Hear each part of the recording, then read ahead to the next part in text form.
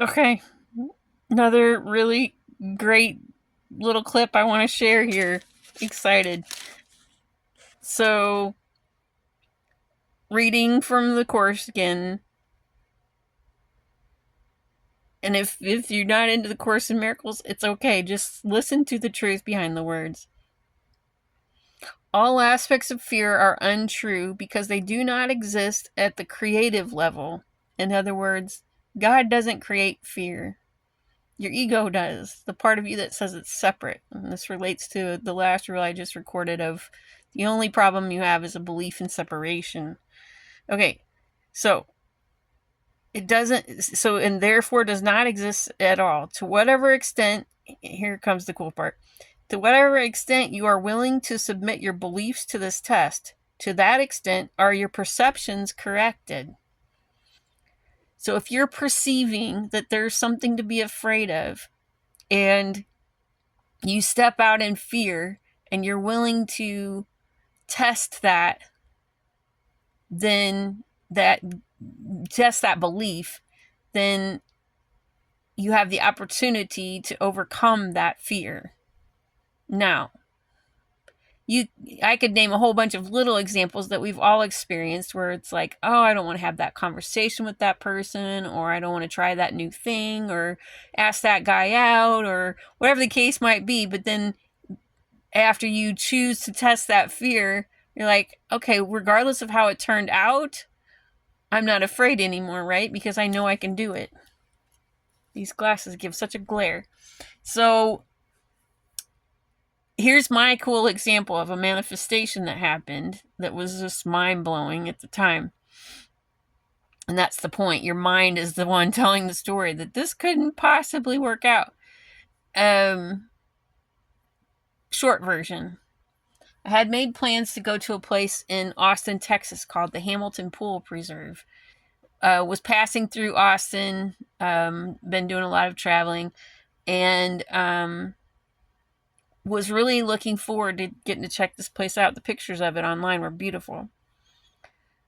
I get on the last road that I meant to access this place, and I start seeing signs, no travel trailers on this road, and I'm like, what? So I pull off after, I'm like, how's the universe going to work this out? So I pull off at a kind of the entrance of somebody's driveway, but also, like a turnoff. And I'm looking online on my phone to see what information I can gather to see how to proceed. I discover that they require reservations for this place, which I did not know. And I also have trouble at that point getting more further into the process with the internet quit working on my phone. And I'm about to bail on the whole thing. Like, screw it, just going to turn around, go back the way I came. And a car pulls up. Well, back up. I stop myself from that thought, and I'm like, infinite possibilities, right? With conviction, I say this because I've been watching all these cool things unfold. Infinite possibilities exist. Right then, a car pulls up, and I'm like, all right. So I walk up to this lady in the car. I tell her what's going on, and she says, oh, well, I'm headed back to this RV park because I forgot my credit card and need to go back and get it. You can follow me up there and use the internet, but that place is pretty booked up. You're probably not going to get in there today. And I'm to myself saying infinite possibilities, and say, okay, cool. I follow her. She explains to me about the travel trailer situation. There's this really hairpin turn further on up the road, but that I'm not going to encounter that where we're going. Cool. I get there. I use the internet. I also have another solution provided for a different situation that had happened earlier in the day with my jack. Somebody is able to help correct that for me. And while they're correcting it, I ask them again about this place. Is there anybody going? Maybe we can share a ride, Nope, he says. And you're probably going to have a hard time getting in there. Infinite possibilities. So, I asked the maintenance man, is it okay if I leave my travel trailer here for a little while? He's like, yeah, sure. Get online, look at reservations. Oh, hey, they have one right now. But I have to have two forms of payment, both credit and cash. And I don't carry cash hardly at all. And I go digging through the wallet. Oh, hey, $10. All of that to say that it was my willingness to, how did it say this? To whatever extent you are willing to submit your beliefs to this test. So, had I listened to these other people that were telling me, well, you're going to have a hard time getting in, I wouldn't have even tried. I wouldn't have even considered the possibility. Had I listened to my fear that was telling me you don't belong on this road, the roadsides are telling you to stop, or, oh, there's no hope because the internet's not working and you can't call these people to ask them any questions.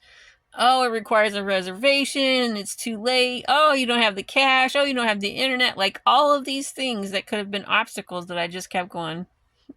Infinite possibilities.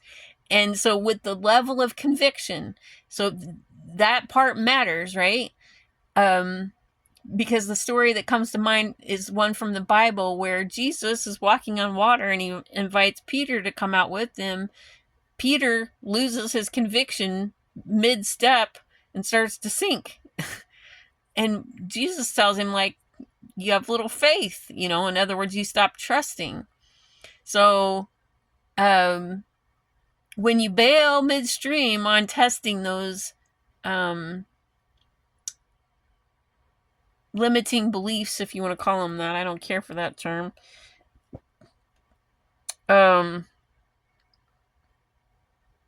then you're not going to get to see the fruit of it.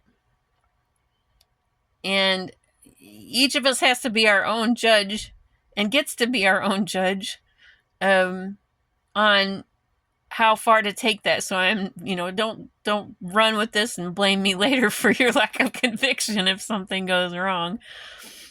But what I'm telling you is,